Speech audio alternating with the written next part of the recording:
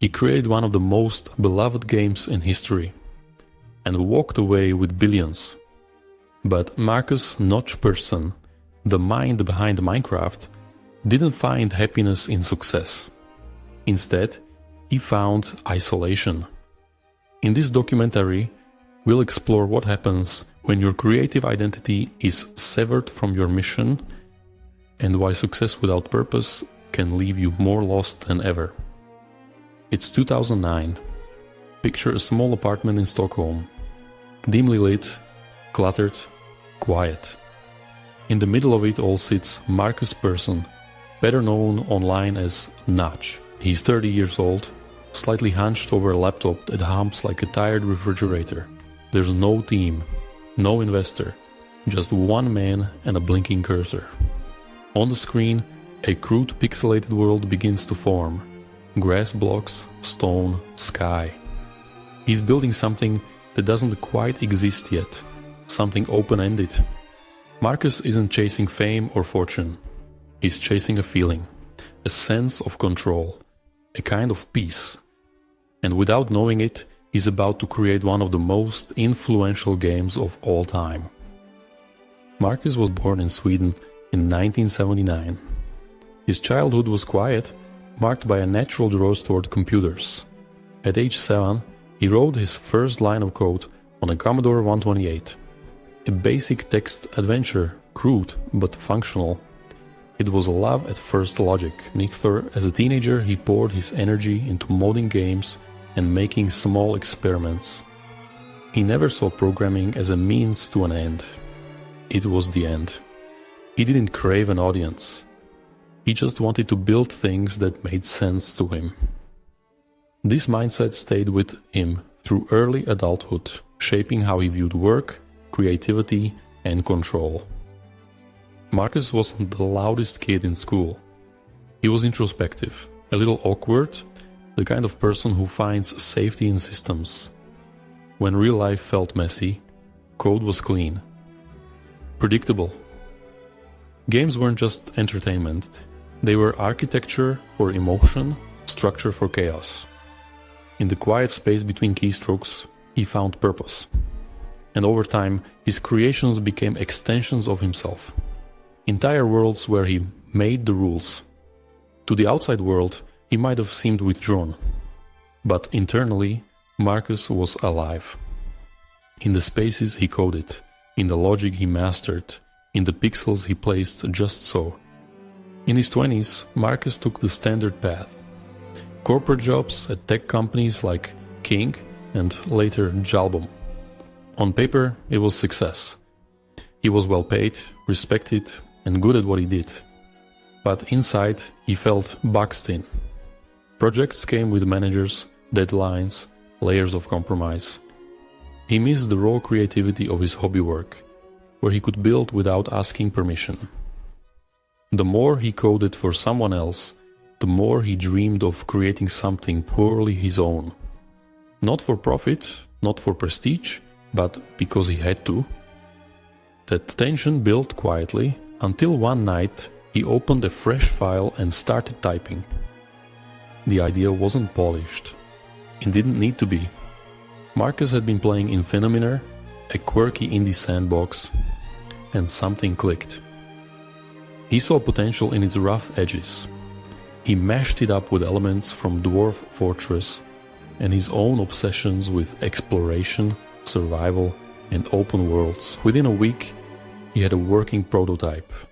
Blocky terrain, a first-person view, a pickaxe that could dig. He uploaded it to the Tick Source forums, a haven for indie devs, and something strange happened. People played it. They got it. Not just the game, but the feeling behind it. The freedom, the loneliness, the quiet beauty of creating something from nothing. Minecraft didn't go viral overnight. It grew like a wildfire with no clear origin point.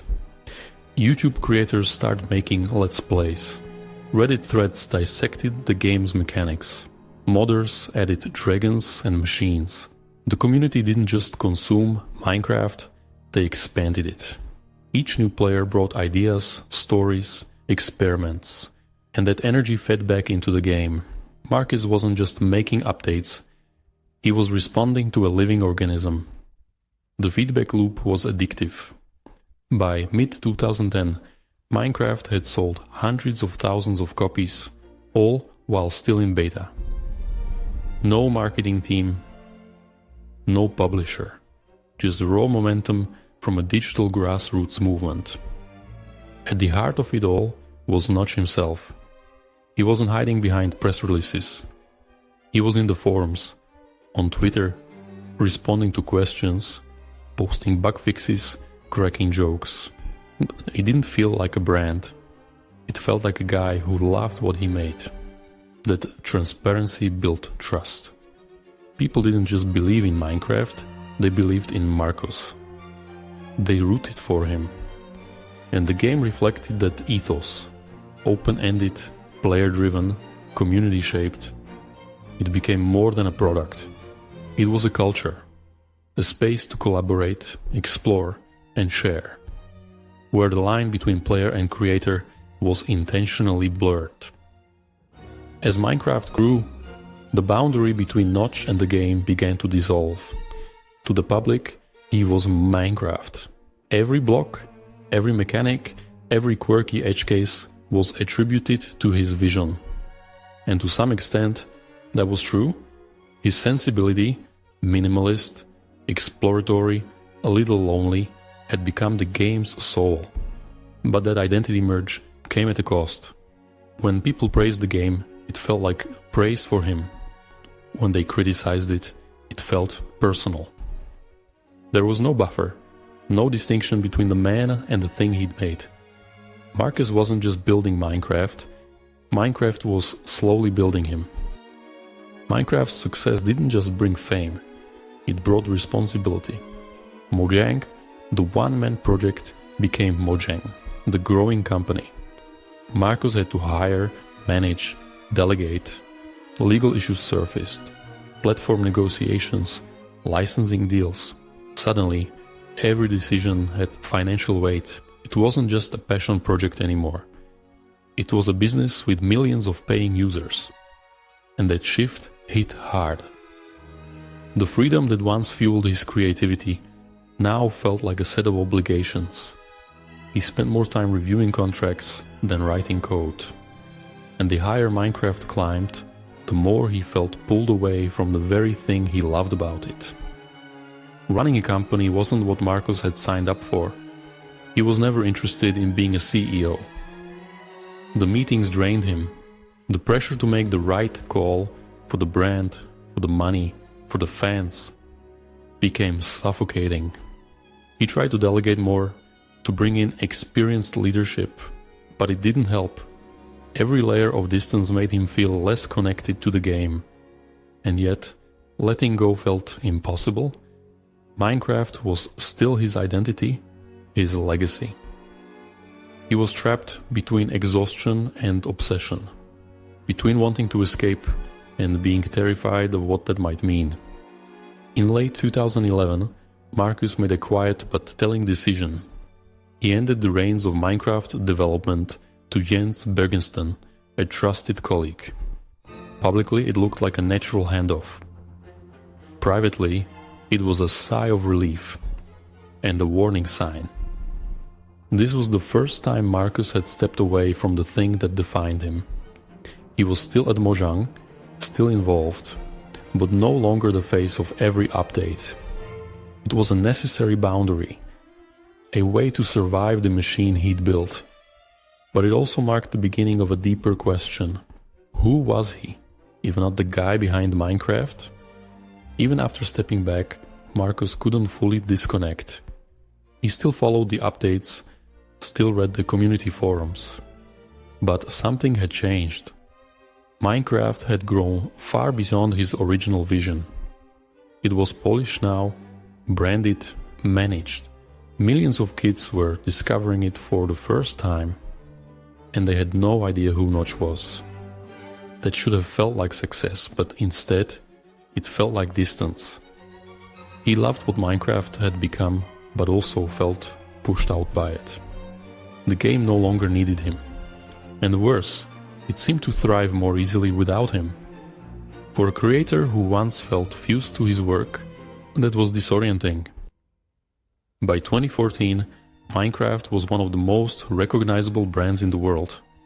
Mojang was getting constant offers, partnerships, licensing deals, acquisition pitches. Then came the one from Microsoft. $1 billion territory. On the surface, Markus joked about it. He tweeted, "Anyone want to buy my share of Mojang so I can move on with my life?" It read like sarcasm, but underneath, it was honest. He wanted out. He was tired, overwhelmed. That tweet wasn't a punchline, it was a flare. Microsoft saw it. Within weeks, they were in serious talks. Markus had opened the door, and now he was ready to walk through it. In September 2014, the deal closed.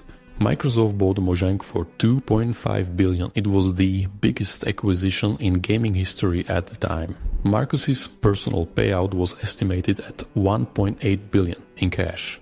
No vesting period, no strings, just a clean break. He didn't stick around for the transition. He didn't even finish out the month. One day, he was the creator of Minecraft. The next, he was a man with no job, no company, no creative project, and $1 billion bank balance. To most people, it looked like a dream ending. But for Markus, it felt less like an escape and more like an erasure. When asked why he sold, Markus was clear. It wasn't for the money. He said he couldn't handle it anymore. The stress, the criticism, the scale. He'd made Minecraft because he loved making things, not managing empires. But what he didn't say, or maybe couldn't articulate, was what he planned to do now. The sale gave him freedom, yes. But it also stripped him of the thing that had once given his life structure and meaning. Minecraft had been more than a job. It had been as a mirror. And now he was staring into empty space, wondering who he was without it. Markus tried to fill that space fast. He bought a $70 million mansion in Beverly Hills, beating out Beyoncé and Jay-Z for it. The place had 15 bathrooms, a candy room, and panoramic views of LA. He threw wild parties with celebrities, DJs, and champagne fountains. It looked like peak luxury, but it wasn't connection, it wasn't purpose. He was surrounded by people but felt oddly invisible. Money had given him access to clubs, events, attention, but not intimacy, not meaning. It was the first time in his life he could do anything. And it was the first time he realized how little that meant without a mission. Markus started tweeting more.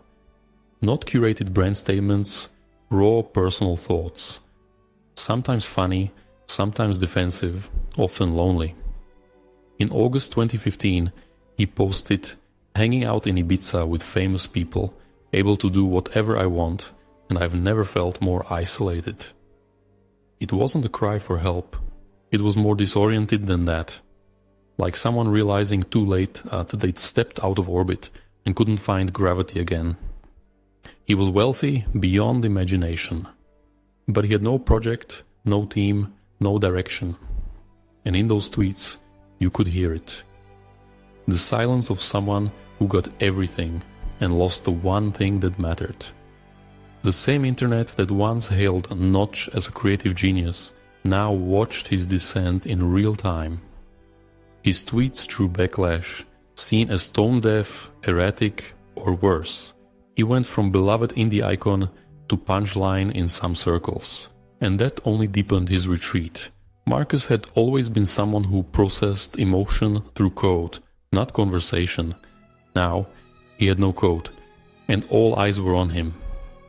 The public expected clarity, leadership, resolution, but what they saw was a man unraveling in plain view. Privately, he was adrift. Publicly, he was misunderstood. And increasingly, The two versions of him no longer matched. After the sale, Markus tried to start new projects, game prototypes, tech experiments, even a few business ventures. But nothing stuck. Nothing felt like Minecraft. That wasn't just about scale, it was about connection. Minecraft had given him a reason to wake up, a world to shape, a community to serve. Now, with infinite resources and total freedom, he had no creative North Star. Ideas came and went. Code was written, then abandoned. It's one thing to quit a job. It's another to lose the mission that gave your life meaning. Without it, even the brightest screen starts to feel dim. Money gave Markus access to a new world, but it cost him the old one. Friends from before the success drifted away, unsure how to relate to someone who now lived in a mansion and flew to Ibiza on a whim. New relationships came easily, but felt shallow. People wanted to party, to network, to bask in the glow of a billionaire, not to know him. Conversations turned transactional. Every room he entered, he was the richest person there, and slowly, inevitably, that kind of isolation starts to harden. It's not just being alone, it's being unable to trust the reasons people come close. By 2015, Markus's tweets took a darker turn. He posted about being partied out, about feeling aimless, about how money couldn't buy him the joy he thought it would. Fans started to worry. Some responded with compassion, others mocked the irony. The billionaire who had everything, yet complained. But behind the screen, the signs were real. His updates sounded less like celebration, more like resignation. There was no scandal, no outburst, just a quiet unraveling. He wasn't looking for sympathy. He was searching for something to fill the silence. And the world was watching, but no longer listening. Psychologists talk about identity foreclosure. When someone's sense of self is built entirely around one thing. For Markus, that thing was Minecraft. When he let it go, he lost more than a project. He lost the mirror he'd used to understand himself. That kind of sudden disconnection can lead to depressive episodes, especially for creatives. The paradox is cruel. Success was supposed to bring freedom, but without direction, that freedom became a trap. No deadlines, no feedback, no urgency, just space, and the overwhelming question of what to do with it. For many, that's not peace, it's paralysis. Not everyone in the gaming world saw Markus as a tragic figure. Some felt betrayed, that he'd sold out, cashed in, and left the community behind. Others defended him, saying no one could survive that level of pressure indefinitely. But as time passed, a new controversy emerged. Markus began posting political opinions online, some of them polarizing, others inflammatory. The tone shifted. Fans who once idolized him felt disoriented. It complicated his legacy. Was he a genius? A cautionary tale? A provocateur? The man who gave millions a digital playground now found himself increasingly alone in the real one. By 2019, the distance between Markus and Minecraft was no longer just emotional, it was official. For the game's 10th anniversary, Microsoft hosted a global celebration. Players, streamers, and developers were all part of the tribute. But Notch wasn't. His name wasn't mentioned. He wasn't invited. It was a quiet erasure, deliberate and unspoken. Microsoft later confirmed it was due to his online behavior. To the public it looked like a clean break, but to Markus, it may have felt like being written out of his own story. The game had moved on, and the world had too. After that, Markus mostly disappeared. His Twitter went quiet, save for the occasional cryptic post. No major public appearances, no new projects, no interviews, just digital silence. For someone who once lived online, whose rise and unraveling had played out in full view. The absence was striking. It wasn't a retirement, it was a retreat. Maybe self-protection, maybe resignation, maybe both. Fame, it turned out, wasn't the reward. It was the cost. And when the spotlight faded, what remained was a man still searching. For meaning, for purpose, for something that felt real again. Markus Persson's $70 million Beverly Hills mansion is massive. 23,000 square feet of modern excess. It has a candy room, walls of glass, a bar stocked with rare liquors, and views that stretch to the Pacific. Every detail screams arrival, and yet it's quiet. Not serene, empty. Despite the parties, the luxury, the celebrity drop-ins, something essential is missing. The house feels more like a museum than a home. He once built digital worlds full of life and possibility. Now he lives in a physical one that feels cold and disconnected. The mansion isn't a reward, it's a metaphor. For someone who reached the top only to discover there was no one there waiting. There's a belief, often unspoken, that money solves everything. That if you get rich enough, happy enough, admired enough, you'll stop hurting. But Markus Persson is living proof that this isn't true. Money can buy freedom, but it can't buy belonging. It amplifies what's already there. Loneliness, confusion, grief, until those emotions fill every room, every idle hour. He didn't sell Minecraft because he was greedy. He sold it because he was overwhelmed. But once the pressure lifted, so did the structure. And what remained was a man with every option in the world, and no idea which one mattered. Meanwhile, Minecraft kept growing. With new leadership, new updates, and a new generation of players, the game became something bigger than Markus ever imagined. It entered classrooms, birthday parties, art museums. It was no longer just a game. It was a culture. And the most surreal part? It did all this without him. The kid who once coded alone in a Stockholm apartment had sparked a global phenomenon, only to watch it evolve into something he no longer recognized. It wasn't personal, it was inevitable. Minecraft outgrew its creator. And for Markus, that was both beautiful and heartbreaking. So, what's left of Markus Persson's legacy? It depends who you ask. To some, he's a genius, the indie developer who reshaped gaming with a vision of creativity and freedom. To others, he's a recluse who sold out, spiraled, and drifted into controversy. The truth is more complicated. Minecraft exists because of him, but it also moved forward without him. His name was once inseparable from the game. Now, it's mostly a footnote. But even if the man has faded from the spotlight, the impact of his work remains. Millions of players still built in a world he sparked into existence. That legacy endures. There's a lesson here.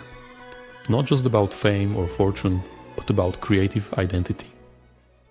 Psychologists and fellow game developers point to a recurring theme. When your entire sense of self is tied to your work, even success can feel like loss. Markus wasn't wrong to step back, but he never filled the space it left behind. He went from mission-driven to unmoored. And that's the caution for any creator. Protect the part of you that exists beyond the thing you made. Because if that project ends or outgrows you, you'll need something else to stand on. Purpose doesn't retire when your game ships. For years, Markus and Minecraft were the same story. But what happens when your creation becomes bigger than you? When it stops being your mirror and starts becoming a machine you no longer recognize? That's the heart of the identity crisis Markus faced. He didn't just make a game, he made a world. And then watched it move on without him. For a while, he tried to chase it. tried to recreate the spark, but the truth is you can't go back. Once the bond is broken, you have to build a new one, not with code, but with self. That's harder, and more important. Markus Persson isn't a villain. He's not a victim either. He's something more relatable, a man who got everything he thought he wanted, and then realized he'd lost something deeper along the way. His story isn't about failure, it's about misalignment, between creativity and commerce, between identity and legacy, between the person you are and the role the world hands you. It's a cautionary tale, not of excess, but of emptiness. And it asks a quiet question, one that echoes long after the headlines fade. What do you hold on to when the thing that once defined you is gone? Today, no one really knows what Markus Persson is doing. There are no new games, no big announcements, no comeback tours, just silence. And maybe that's the point. Maybe he's still searching, or maybe he's done searching. The public may never get closure. No final tweet, no redemption arc. But the story doesn't need one. It's already complete. A man built something beautiful. Then he let it go. And in the space that followed, he discovered just how hard it is to find meaning when the mission is gone. Maybe the lesson isn't in the ending. Maybe it's in the quiet after. Markus Persson built a world that brought millions together, but it couldn't save him from feeling alone. In chasing freedom, he found detachment. In gaining the world, he lost his purpose. His story is a reminder. Success is not the destination. It's what you build, who you build it with, and why you build it that truly matters. And that's where we'll leave Markus Persson, not with answers, but with a question. What do you do when your greatest success leaves you feeling more disconnected than ever? If this story resonated with you, consider subscribing and leaving a comment. We're building a space here for real conversations, not just about fame, but about identity, purpose, and the quiet spaces in between. Here's a question to think about. Have you ever let go of something that once defined you and struggled to figure out who you were without it? If you want to explore this theme even further, check out our last video, the story of Heath Ledger and how the role that made him iconic also pushed him to the edge.